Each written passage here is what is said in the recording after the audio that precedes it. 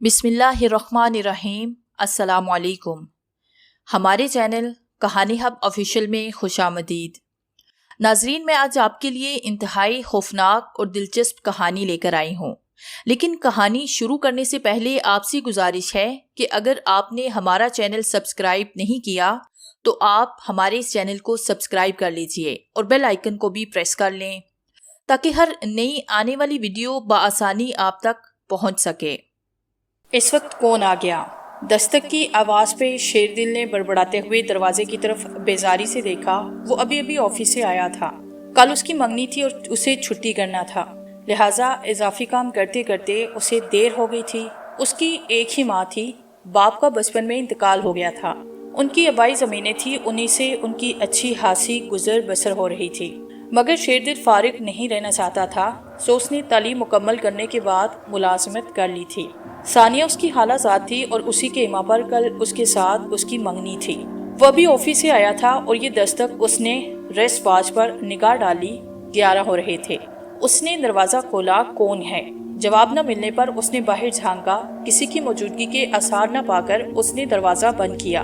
अभी वो वापस मुड़ा ही था कि दस्तक एक बार फिर उभरी। उसने पलटकर फिर दरवाज़ा खोला। कौन है? सीधी तहा बोलो, क्या बात है? तंग क्यों कर रहे हो? उसकी आवाज़ में जलाहट नुमाया थी। धीरे धीरे दरवाजे पर एक साया नमूदार हुआ। रात की गहरी तारीकी में उसकी सुर्ख अंगारा आंखें दहक रही थी।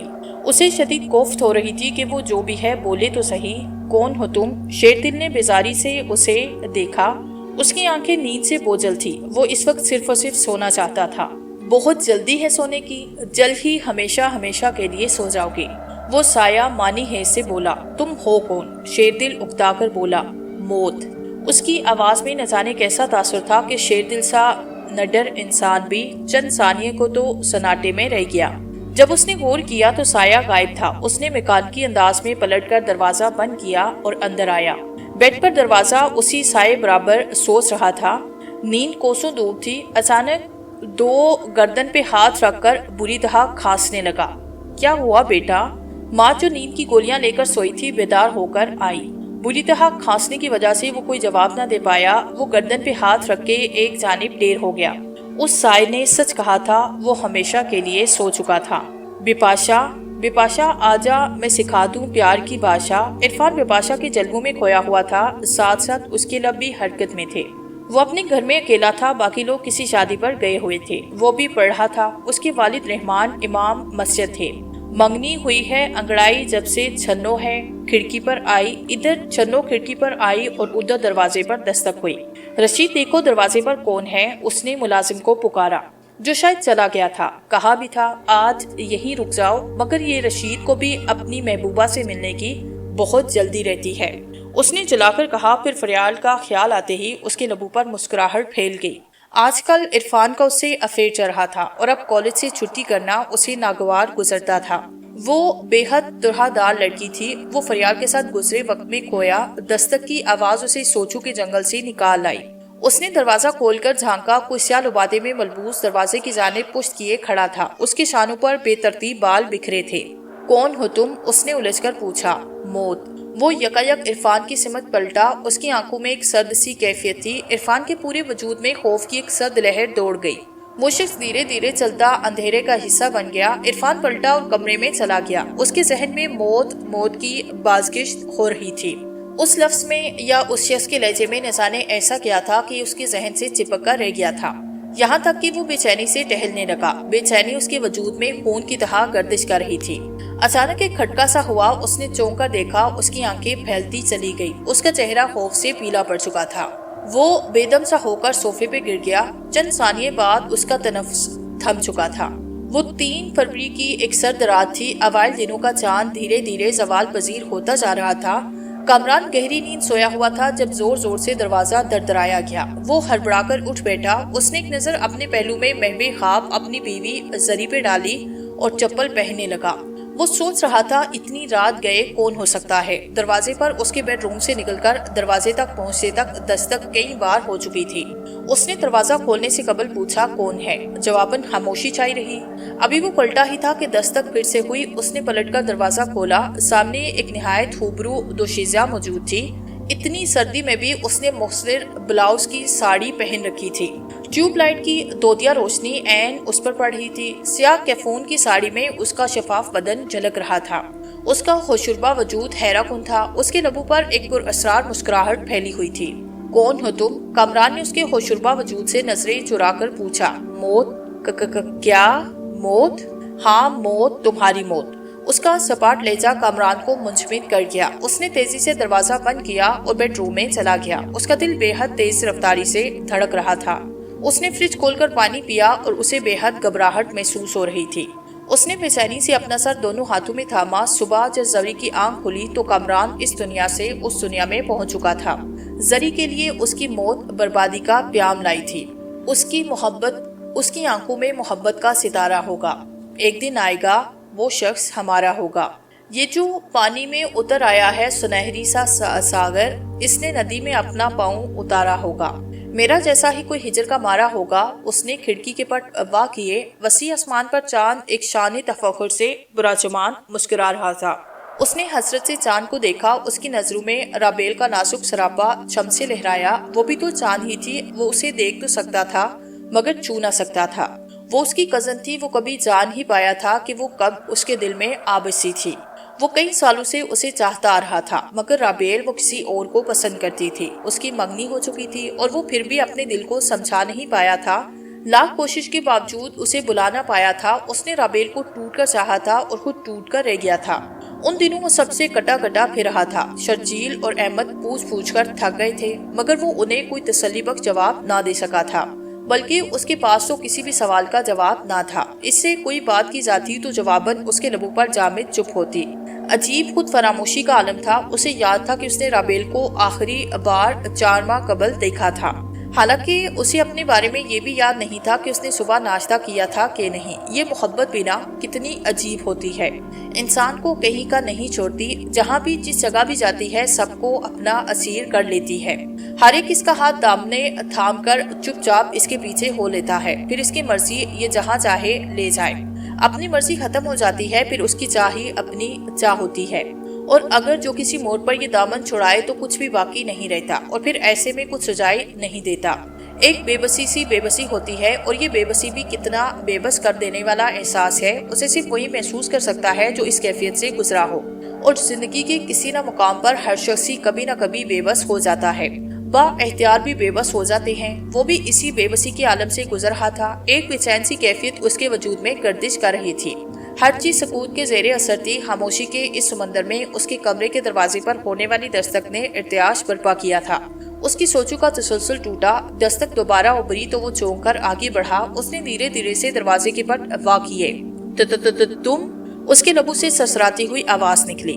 اس نے بے ساختہ اپنی آنکھیں رگڑ ڈالی، مگر اگر یہ خواب تھا تو جاگتی آنکھوں کا رابیل اس کے سامنے کھڑی تھی۔ ہاں وہ رابیل تھی، سفید شفون کے لباس میں اس کا دودیا رنگ جگمگا رہا تھا۔ اس کے یاقوتی لبوں کی تراش میں دل آویزی سی مسکران سجی ہوئی تھی۔ ہاں میں۔ وہ رفتہ رفتہ آگے بڑھنے لگی۔ وہ حیرت سے پلکیں جھپکنا بھی بھول گیا۔ وہ یکٹک اسے تکے جا رہا تھا۔ رابیل نے ایک پیالہ اس کی جانب بڑھایا۔ یہ لو، پیو گے نا؟ اس نے یقین دہانی چاہی۔ اگر تم موت بھی دو گی تو میرے لیے یہ زندگی سے بڑھ کر ہوگی۔ اس کا لہجہ سچائی سے بھرپور تھا۔ یہ موت ہی ہے۔ رابیل نے پیالہ بڑھایا۔ عمر نے وہ پیالہ آب حیات کی طرح تھاما۔ اس نے وہ زہریلا مشروب ایک ہی سانس میں پیا۔ اس کا تلخ ذائقہ اسے رابیل کے لبوں پہ کھیلتی میٹھی مسکراہٹ نے محسوس ہی نہ کرنے دیا۔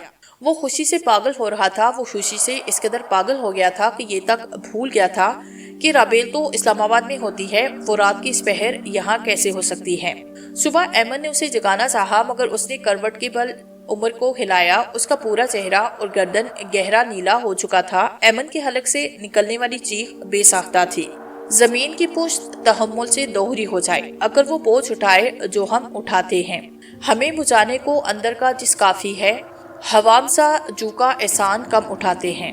وہ ایک ارتقاء سے ڈوبتے سورج کو دیکھ رہا تھا۔ سیاہ آنکھوں کے سمندر میں سوچ کی لہریں کروٹیں بدل رہی تھی۔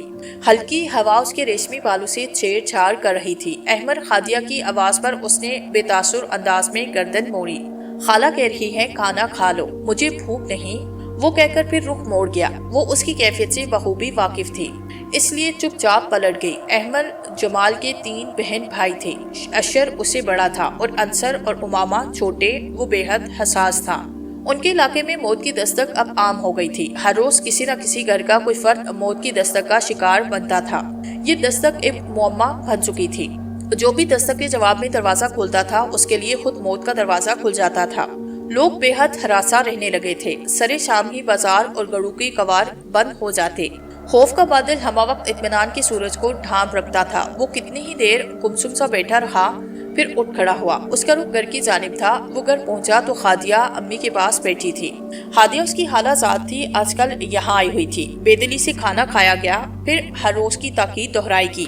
دستک چاہے لاکھ ہوتی رہے، بھلا کوئی اپنا ہی پکارتا رہے، دروازہ نہیں کھولنا۔ سیاہ رات پھن پھیلائی کائنات کو خوفزدہ کرنے کی کوشش کر رہی تھی اور اپنی اس کوشش میں کامیاب بھی تھی۔ جب یہی لوگ اپنے اپنے کمروں میں دبکے ہوئے تھے، احمد بے چینی سے کمرے میں ٹہلتا رہا۔ قریباً 11:15 بجے وہ آہستگی سے محتاط انداز میں کھڑکی کے راستے باہر کود گیا۔ ادھر ادھر دیکھتے ہوئے وہ محتاط قدموں سے آگے بڑھ رہا تھا۔ اوائل دنوں کا چاند تھوڑی دیر قبل ہی تاریکی کے سمندر میں ڈوبا تھا۔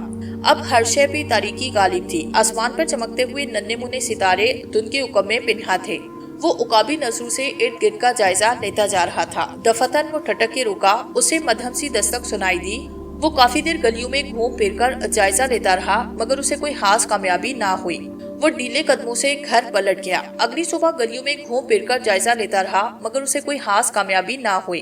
وہ ڈھیلے قدموں سے پھر گھر پلٹ گیا۔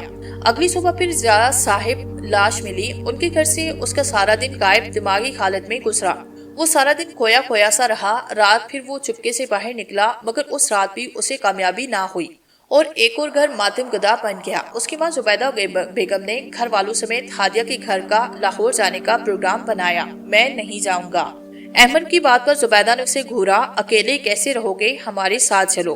نہیں امی، میرے پیپرز ہونے والے ہیں، آپ فکر مت کریں، میں اپنا خیال رکھوں گا۔ اس نے نفی میں سر ہلاتے ہوئے انہیں تسلی دی۔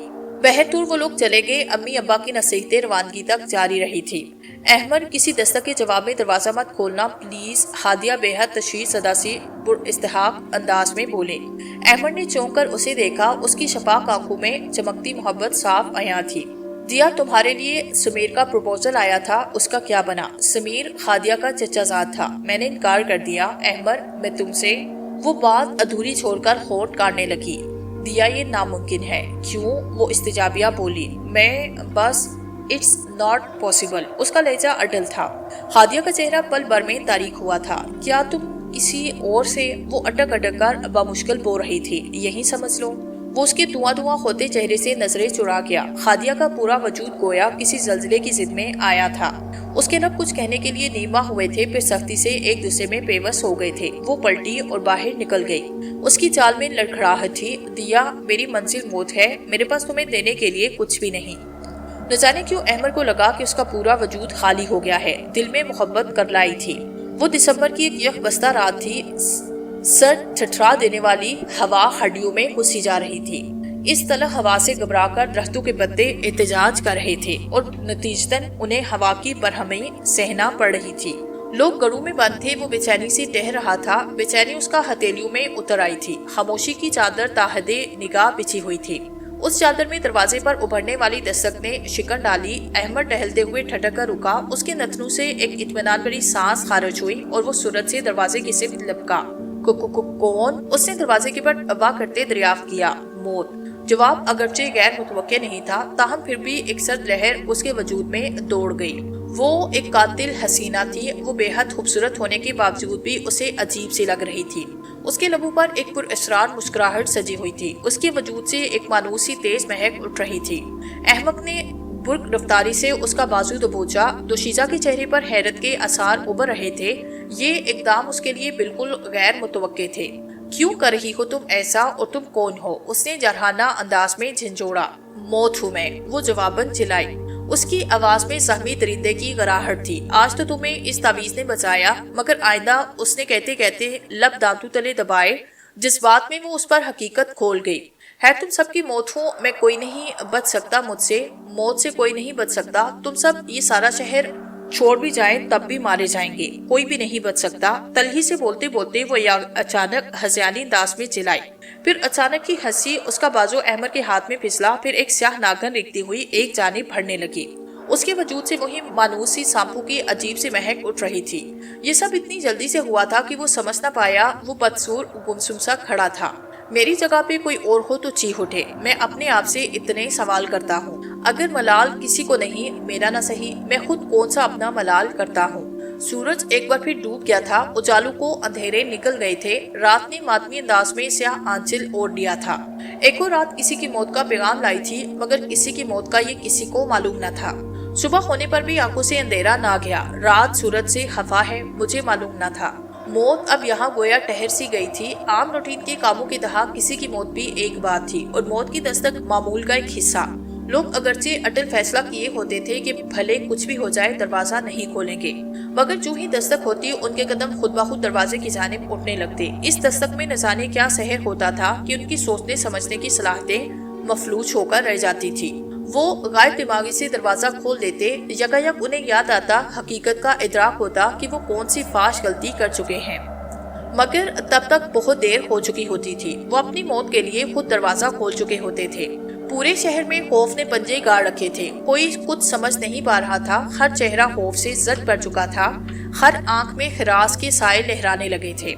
शाम होते ही ये खौफ मजीद बढ़ जाता। जाने आज किसकी बारी होगी। दिन तो दिन लोग रात को भी जाकर गुजारने लगे। मौत ने सबकी नींदें हराम कर दी थी। वो सब लोग ही खौफ के जेर असर थे। अहमद भी अजीब सी कशमकश का शिकार था। उसके दरवाजे पर भी अक्सर दस्तक होती थी। दरवाजा वही खुलता था, मगर मौत उसके दरवाजे से पलट जाती थी। जेरे खादिया के भाई की शादी हो रही थी, इसलिए उसके घर वाले वहीं रुक गए थे। इससे भी काफी स्टार्ट किया, मगर वो खूबसूरती से टाल गया। वो अभी अभी ईशा की नमाज पढ़कर आया था। वो इस वक्त इसी पुरअसरार सी दस्तक के बारे में सोच रहा था। उसने आज इमाम मस्जिद से बात की थी। उन्होंने कहा था, मैं खुद बहुत परेशान हूँ। मैंने अपनी चचा से बात की है, वो दूसरे शहर में मुकीम है। देखो वो क्या कहते हैं। और अहमद इसी बारे में सोच रहा था। हुआ है वो अगर मुनसिफ तो अमजद एहतियातन हम सजा तस्लीम करते हैं किसी इल्जाम से पहले। वो हाथ पेंट की जेबों में फंसाए सर झुकाए सुस्त रवि से चल रहा था। उसका रुख मस्जिद की जानिब था। कुछ देर के बाद वो इमाम साहिब के पास था। उनके रूबरू बैठा हुआ था। अहमद बेटा, वो बहुत खतरनाक रूह है, उस पर काबू पाना बेहद मुश्किल है। सूफी साहिब ने एक वजीफा बताया है, मगर उन्होंने साथ ही ये भी कहा है कि वो सिर्फ एक बार हाजिर होगी। उस वक्त ही अगर उसे सब छोड़ने पर आमादा कर लिया गया तो ठीक, वरना वो मजीद तबाही मचाएगी। ये चिला एक विरान मकान में करना होगा। इस मकान से भी उस रूह का कोई ताल्लुक रहा है। वो ठहरे हुए लहजे में बोल रहे थे। ठीक है, आप बताएं मुझे। उसकी स्याह आंखों में चमक थी। वो उसे तफसील से बताने लगे। वो बगौर सुन रहा था। हवा एक दिलरुबाई से आसमान के कोने खुदरू से आवारा बादलों को अपने साथ बहा लाई थी। बादल भी काल्बन आवारगी से उकता गए थे। जब भी चुपचाप हवा का दामन थामे उसके हमरा चल दिए थे। आधा चांद और टिमटिमाते सितारे स्याह बादलों के हुक्म में छुप गए थे। फिर अचानक हवा ने आंधी का रूप धारा। कदीम तन आवर दरख्त हवा की तुंदी के सामने बेबस नजर आने लगे। वो पूरी तरह इधर उधर डोल रहे थे। अहमद बामुश्किल चल रहा था। वफरी हवा अपने साथ गिर्द रेत और जाने क्या क्या अला बला बांध लाती थी और सीधा उसकी आंखों में झोंक देती थी। इसलिए वो उसे चलने में भी दुश्वारी हो रही थी। उसे आज हर हाल में अमल करना था। उसके घर वाले वापस आ चुके थे। वो उन्हें किसी जरूरी काम का कहकर घर से निकला था। बिलाहिर वो उस घर में पहुंच चुका था। ये खंडनुमा मकान रात की तारीकी में मजीद वीरान और दहशतज़दा लग रहा था। दरवाजा टूटा फूटा सा खस्ता हाल था। वो अंदर बढ़ गया। हवा के तेवर मजीद खतरनाक हो गए। यूं महसूस होता था गोया हजारों रूहें मिलकर चिल्ला चिल्ला कर रो रही हों। उसने हाथ में मौजूद टार्च जलाई। कल वो यहाँ आकर जगह मुंतहिब कर गया था। वो एक खस्ता हाल पुलस्तर उखड़ी हुई दीवारों वाला कमरा था। ये मौसम को भी तो हर चीज ही खराब हो जाती थी। एक मौसम पे ही क्या मौकूफ, उसने अपनी चादर से प्लस्तर खराब हो जाए तो हर चीज ही खराब हो जाती है। उसने अपनी चादर से मौसम पर ही मौकूफ अपनी चादर प्लस्तर उखड़े फर्श को हतल मकान साफ किया। फिर चादर बिछाई और अपने गिर्द हिसार कायम करने लगा। लेकिन क्या मौत के गिर्द भी कोई हिसार कायम रह सकता है? क्या कोई ऐसा हिसार है जो मौत को रोक सके? वो बैठ गया। बाहर अब बारिश भी होने लगी थी। बादल जमीन पर अपना गुस्सा निकाल रहे थे जो मौत को रोक सके। वो बैठ गया बाहर। अब बारिश मजीद शिद्दत आ गई। हवाएं बेचैनी से सर पटकने लगी। अमल सिर्फ 2 घंटे का था। 1 घंटा बीत गया। باہر طوفان ابھی بھی جارحانہ انداز میں گھومتا پھرتا تھا۔ طوفان ہمیشہ اپنے ساتھ تباہی لاتا ہے اور بہت کچھ اپنے ساتھ بہا لے جاتا ہے۔ طوفان کی موجودگی میں یہ اندازہ نہیں ہوتا کہ وہ کیا کچھ لے جانے کا ارادہ رکھتا ہے۔ یہ خبر طوفان کے تھمنے کے بعد ہی ہوتی ہے کہ وہ کیا کچھ لے جانے کا ارادہ رکھتا ہے۔ یہ خبر طوفان کے تھمنے کے بعد ہی پتہ چلے گی۔ ابھی تو طوفان جاری تھا، اس لیے کوئی نہیں جانتا تھا کہ اس کے بعد کیا نتائج نکلیں گے۔ 2 گھنٹے پورے ہونے میں چند منٹ باقی تھے۔ وہ خوش تھا کہ اس کا عمل سکون سے مکمل ہوا۔ اسے کسی بھی طرح دہشت زدہ نہیں کیا گیا۔ اسے نہیں معلوم تھا کہ موت خاموشی سے دبے پاؤں آتی ہے اور کبھی اپنی آمد کا اعلان نہیں کرتی، بس یک لہت ہی اپنے نوکیلے پنجوں میں اپنی تمام تر صفاقی سے دبوچ لیتی ہے۔ 2 گھنٹے مکمل ہوئے۔ ٹوٹی پھوٹی کھڑکیوں میں مزید طور پر مچلنے لگی۔ ہوا اور بارش میں چھڑی جنگ میں یکلختی شدت آئی۔ دھیرے دھیرے بند کمرے کی تاریکی میں ایک سایہ نمودار ہوا۔ احمد نے آنکھیں پھاڑ کر اسے دیکھنا چاہا، مگر اسے محض سایہ ہی دکھائی دے رہا تھا۔ کیوں بلایا ہے مجھے؟ وہ بولی تو یوں لگا گویا کئی بلیاں ایک ساتھ گرائی ہوں۔ تم یہ چھوڑ دو، تم کون ہو اور یہ سب کیوں کر رہی ہو؟ کیا بگاڑا ہے تمہارا ان معصوم لوگوں نے؟ وہ جیسے پھٹ سا پڑا۔ میں نے کیا بگاڑا تھا کسی کا؟ میرے ساتھ ایسا کیوں ہوا؟ میں بھی تو بے گناہ تھی۔ جس طرح مجھے برباد کیا گیا میں بھی سب کو برباد کروں گی، جس طرح مجھے مارا گیا اسی طرح سب کو ماروں گی، نہیں چھوڑوں گی کسی کو بھی نہیں۔ وہ چٹانی لہجے میں بولی۔ کیا ہوا تھا تمہارے ساتھ؟ احمد نے پوچھا۔ وہ ماضی میں کھونے لگی۔ وہ 2 ہی بہن بھائی تھے، اس سے بڑا بھائی تھا، اماں ابا کا لاڈلا تھا۔ وہ بچپن سے لے کر نوجوانی تک معمولی رہی تھی۔ رضا وہ ایک ہی سکول میں پڑھتے تھے۔ اسے گھر میں شدت سے یہ احساس دلایا گیا کہ وہ بوجھ ہے۔ جب تک وہ کالج میں آئے اس کے والدین کا یکے بعد دیگرے انتقال ہو چکا تھا۔ رضا دبئی چلا گیا اور وہ وہیں سیٹل ہو گیا۔ زرینہ خالہ اسے اپنے گھر لے گئی۔ وہ بیوہ تھی اور بے اولاد بھی۔ کالج میں اس کا آخری سال تھا جب اس کی ملاقات سمران سے ہوئی اور پھر وہ اس کی محبت میں مبتلا ہو گئی۔ خود سمران بھی اس سے محبت کرتا تھا۔ وہ اکثر ان کے گھر بھی چلا آتا۔ زرینہ خالہ بھی اس سے متاثر تھی۔ پھر ایک حادثے میں زرینہ خالہ بھی چل بسی۔ سمران اسے اپنے گھر لے آیا۔ وہ ایک گرم رات تھی۔ اسے سمران کے گھر آئے 3واں دن تھا۔ اسے پیاس محسوس ہوئی۔ اس نے اٹھنا چاہا مگر اس پر ایک اذیت ناک انکشاف ہوا کہ وہ اس کا پورا وجود بندشوں میں جکڑ چکا ہے۔ سمران، وہ چلانے لگی۔ چپ! سمران ہی تو تجھے یہاں لایا تھا، وہ کیوں تمہیں چھڑائے گا؟ یہ کرہت آواز عین اس کے سر سے ابری۔ اس نے چونک کر دیکھا، ایک خبیث صورت بوڑھا اس پہ جھکا ہوا تھا۔ اس کے تنفس سے ایک ناگوار سی مہک پھوٹ رہی تھی۔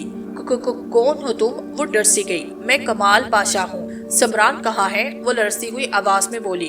سمران تمہارا سودا کر گیا ہے۔ وہ میرا بہت اچھا آدمی ہے، بڑا اچھا مال لاتا ہے، ایک دم نیا۔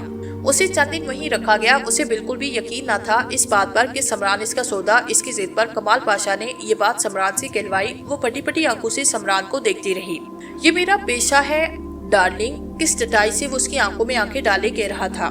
لڑکیوں کو اپنی محبت میں مبتلا کرنا اور پھر فروخت کرنا بہت دلچسپ بزنس ہے، وہ بولتے بولتے رکا، سامنے رکھی ٹیبل کے شیشے پر انگلی پھیرنے لگا۔ بڑا مزہ آتا ہے اور کبھی کبھار کسی لڑکی کی قربت بھی مل جاتی ہے، ورنہ زیادہ تر آرڈر تو ان چھوٹی گلیوں کے ہوتے ہیں۔ سوہا کو بے ساختہ اس سے گن محسوس ہوئی۔ کس قدر گھٹیا تھا وہ شخص اور وہ کتنا عرصہ اسے محبت کرتی رہی۔ اس کے خوبصورت چہرے کے پیچھے چھپا مکروہ گنونا چہرہ اسے کبھی نظر نہیں آیا تھا۔ مجھے اس وقت تم سے زیادہ خود سے نفرت ہو رہی ہے کہ میں تم سے محبت کرتی رہی۔ تم اس قدر گھٹیا ہو کہ کسی کی نفرت بھی ڈیزرو نہیں کرتے، اور میں تم سے ٹیبل کی شفاف سطح اس کی نظروں کی حدت سے چٹانے لگی۔ اس نے بے حد نڈال انداز میں آنکھیں موند کر سر بیڈ کی پشت پر لگا دیا۔ پھر اس رات اس نے اپنی سب سے قیمتی متاع عزت بھی کھو دی تھی۔ اس نے خودکشی کرنا چاہی مگر اسے اس قدر بے بس کیا گیا کہ وہ مر بھی نہ سکتی تھی۔ پھر کمال پاشا نے اسے کسی سفلی علوم کے ماہر کے حوالے کر دیا۔ زنگال سفلی علوم کا ماہر تھا۔ اس کا بچپن جھونپڑیوں میں گزرا اور جوانی بنگال کے جنگلات میں۔ اس کی شکل بے حد مکروہ تھی۔ اسے وہ آج کل ایک ایسی لڑکی کی ضرورت تھی جو اماوس کی رات میں پیدا ہوئی ہو، اس کی آنکھیں گہری نیلی ہو اور وہ لڑکی اسے سوہا کی صورت میں مل گئی۔ اسے سوہا کو مار کر اس کے خون سے اپنے کسی دیوتا کے مجسمے کو غسل دینا تھا۔ سوہا نے کوئی مزاحمت نہیں کی تھی۔ وہ خود بھی ایسی زندگی سے تنگ آ چکی تھی۔ وہ چاند کی 14ویں رات تھی۔ زنگال اسے اپنی خاص رہائش گاہ میں لے آیا۔ اس نے اسے تہانے کی سیڑھیاں اترنے کا حکم دیا۔ وہ بے خوفی سے نیچے اترنے لگی۔ تہانے میں پہنچتے ہی وہ بے اختیار کھانسنے لگی۔ سڑے ہوئے گوشت ناقابل برداشت بو اس کے نتنوں میں گھسنے لگی۔ تہانے کی تاریکی میں ایک چھوٹی سی موم بتی روشن تھی۔ اس کی ناکافی روشنی ماحول کو مزید پراسرار اور ہولناک بنا رہی تھی۔ وہاں جا بجا انسانی اعضاء بکھرے پڑے تھے۔ وہ اندر تک لرز گئی۔ خوف کی ایک سرد لہر اس کی ریڑھ کی ہڈی سے اٹھی اور پورے وجود میں سرایت کر گئی۔ وہ اگرچہ موت سے خوفزدہ نہیں تھی مگر اس قدر بھیانک موت کا تصور ہی اسے خزاں رسیدہ پتے کی طرح کانپنے پر مجبور کر گیا۔ اس کا دل یوں دھڑک رہا تھا گویا بھی پسلیاں توڑ کر باہر نکل آئے گا۔ زنگال اب مجسمے کو غسل دینے کی تیاریوں میں تھا۔ غسل کو چھو دینا تھا کہ خون کا ایک قطرہ بھی نیچے نہ گر پائے۔ وہ بے حد محتاط تھا۔ بعض اوقات بے حد احتیاط بھی بے احتیاطی کا سبب بن جایا کرتی ہے۔ ایسا ہی کچھ زنگال کے ساتھ ہوا تھا۔ نہ جانے کیسے خون کا ایک قطرہ نیچے گرا اور وہ ایک قطرہ آگ بن کر بڑک اٹھا۔ اپنی ہی آگ میں زنگال اپنی تمام تر شفافیت اور گناونے ذہن کے ساتھ جل کر راکھ ہو گیا۔ اس کی روح پھر ضمیر ضیاء کے قبضے میں چلی گئی۔ 10 سال تک وہ اس کی غلامی میں رہی، اس سے ہر جائز ناجائز کام لیتا رہا۔ اس نے کئی بے گناہ لوگوں کو قتل عام کیا، کئی گھر برباد کیے، کئی لوگوں کو دھوکہ دیا۔ وہ اس محصور زندگی سے تنگ آ گئی۔ ایک دن اس نے ضمیر ضیاء کو مار دیا، یوں اس کی روح آزاد ہو گئی۔ اسے انسانوں سے خاص طور پر مردوں سے نفرت ہو گئی تھی، اس لیے اس نے ان کے لیے موت کا روپ دھارا۔ وہ بہروپ بن کر کسی نہ کسی دروازے پر پہنچ جاتی اور اب میں ایک ایسا زہر پیدا ہو چلا تھا کہ کسی کو بھی اپنے پاس آنے پر مجبور کر دیتی۔ مقابل سحر زدہ سا اس کی جانب کھینچا چلا آتا۔ وہ اپنی آواز کا زہر اس پر چھوڑتی اور وہ اسی رات مر جاتا۔ احمد اپنی تعویذ کی وجہ سے بچا تھا یا شاید اسی کے ہاتھوں اس ظلم کا خاتمہ ہونا تھا۔ بارش تھم چکی تھی، شاید اپنا غصہ نکال چکی تھی، جب یہ اب دھم ساتھ گئی تھی۔ وہ تھپکے تھپکے سے انداز میں بازو گھٹنوں کے گرد لپیٹے بیٹھی تھی۔ ماحول پر سکوت مرگ طاری تھا۔ ایک عجیب سی اداسی نے ہر شے کو اپنی لپیٹ میں لے رکھا تھا۔ پھر تم نے سمران سے بھی بدلہ لے لیا کیا؟ احمد کو اپنی آواز کسی کنویں سے آتی محسوس ہوئی۔ وہ بے ساختہ نفی میں سر ہلا گئی۔ محبت نے اس سے خود ہی بدلہ لے لیا تھا۔ اسے سچ مچ کسی سے محبت ہو گئی تھی۔ اس کی شادی بھی ہو گئی، مگر وہ لڑکی بھی ان لوگوں کو پسند آئی جنہیں وہ لڑکیاں سپلائی کرتا تھا۔ اسی بات پر ان کی لڑائی آپس میں ہوئی اور سمران کی جان چلی گئی۔ وہ عجیب سے انداز میں بولی، لیکن جنہیں تم مار رہی ہو انہوں نے کیا بگاڑا ہے تمہارا؟ احمد نے اسے استفہامیہ انداز میں دیکھا۔ مجھے اب سب سے نفرت ہے۔ میری زندگی میں جتنے بھی مرد آئے وہ سب کے سب خود غرض، نفس پرست اور خبث زدہ تھے، اس لیے مجھے لگتا ہے کہ سب ایسے ہی ہیں۔ اس نے تلخی سے سر جھٹکا۔ دنیا میں اچھے برے لوگ ہر جگہ پائے جاتے ہیں۔ کچھ لوگ برے ہوتے ہیں، کچھ لوگ اچھے ہوتے ہیں۔ اگر تمہیں برے لوگ ملے تو اس کا مطلب یہ نہیں کہ سبھی برے ہیں۔ بہرحال میں تم سے ریکویسٹ کرتا ہوں کہ پلیز یہ سب کچھ چھوڑ دو۔ وہ نرمی سے بول رہا تھا۔ اس کے لب پھیلے، ٹھیک ہے، مگر میری ایک شرط ہے۔ وہ جانچی نظر سے دیکھ رہی تھی۔ اسے میں تمہاری جان لوں گی، اس لیے تمہیں یہ تعویذ اتارنا ہوگا۔ اوکے، یہ لو۔ احمد نے جھٹ سے تعویذ اتارا۔ وہ حیرت سے اسے تکتی رہ گئی۔ کیا تھا یہ شخص؟ دوسروں کے لیے اپنی جان تک دینے کو تیار تھا اور پھر بھی مطمئن تھا، پرسکون تھا۔ ابھی نہیں، رات میں تم گھر جاؤ اب۔ ہر شے ایک عجیب سناٹے کی ضد میں تھی۔ ٹھیک ہے، وہ اٹھ کھڑا ہوا۔ وہ اب سناٹے میں گری کھڑکی سے جھانک رہی تھی۔ احمد بیٹا، میں نے تمہارا رشتہ طے کر دیا ہے ہادیہ سے۔ واٹ؟ مجھ سے پوچھے بغیر؟ مجھے نہیں کرنی شادی۔ وہ برک اٹھا، تبھی اس کی نگاہ ٹیبل صاف کرتی ہوئی ہادیہ پہ پڑی۔ وہ ایک دم خاموش ہو گیا۔ ہادیہ بصورت سرخ پھیر گئی، لیکن اس کا دھواں دھواں ہوتا چہرہ احمد کی نگاہوں سے پوشیدہ نہ رہا۔ اس نے تعصب سے باہر جاتی ہادیہ کو دیکھا۔ وہ اسے کیسے بتاتا کہ وہ اس دنیا میں محض چند گھنٹوں کا مہمان ہے، صرف آج رات تک؟ وہ یہ سب کچھ گھر والوں کو بتانے کا حوصلہ کہاں سے لاتا؟ اس نے تھکے تھکے انداز میں صوفے کی ٹیک لگائی۔ وہ پورا دن اس نے گھر والوں کے ساتھ گزارا۔ امی ابا سے معافی مانگی، سب سونے کے لیے اٹھے، وہ بھی اپنی کمرے کی جانب بڑھا۔ میں اتنی بری تو نہیں احمد جتنی تمہیں لگتی ہوں۔ وہ اس کے سامنے استادہ تھی۔ وہ ایک لمحے کو ٹھٹکا۔ وہ دونوں ندی کے کنارے تھے، ایک دوسرے سے صدیوں کے فاصلے پر، لیکن ملنے کی خواہش میں شرابور۔ مجھے معاف کرنا دیا، بے بسی کی انتہائیوں کو چھوتی ہوئی التجا اس کے سپرد کر کے وہ اندر کی جانب بڑھ گیا۔ اس کے اندر ویرانیہ کچھ اور بڑھ گئی۔ ہادیہ شکستہ پا غبار آلود راہ میں کھڑی تھی۔ اس کی آنکھیں دور دور تک پھیلے صحرا کی طرح خشک تھی، مگر اندر کہیں جل تھل ہو رہی تھی۔ وہ بالکل خالی ہو گئی تھی، تہہ دامن تہہ دست۔ اس کی آنکھوں میں ریت چبھنے لگی۔ اس نے بے دردی سے آنکھیں رگڑ ڈالی۔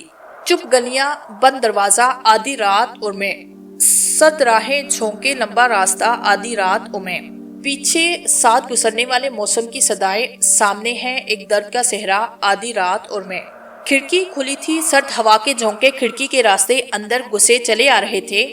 وہ جائنماز پر بیٹھا اللہ کے سامنے ہاتھ پھیلائے اس سے معافی مانگ رہا تھا۔ اس نے کافی طویل دعا مانگی، امی ابو کے لیے صبر، اشر اور انصر کے لیے صبر، سکون اور اچھے مستقبل کی دعائیں۔ آج میں بہت خوش ہوں کیونکہ احمر اور خادیہ کی شادی اٹینڈ کر کے آ رہی ہوں۔ یہ ٹھیک ہے کہ مجھے جو بھی لوگ ملے سب برے تھے، لیکن احمر نے ثابت کیا کہ ہر شخص برا نہیں ہوتا۔ احمر نے جب مسکراتے ہوئے دروازہ کھولا تو میری نگاہ اس کی پرسکون مسکراہٹ پر جم کر رہ گئی۔ وہ مجھے اندر آنے کا اشارہ کر کے پلٹ گیا۔ اس کے کمرے کی جانب جاتے ہوئے میں ٹھٹک کر رکی۔ میری نگاہ کھلی کھڑکی سے حسرت و یاس کی تصویر بنی ایک لڑکی پر پڑی۔ وہ احمر کی تصویر ہاتھ میں لیے یکٹک دیکھے جا رہی تھی۔ اس کے ہونٹ خاموش تھے مگر آنکھوں میں ہزار حسرتیں مچل رہی تھی۔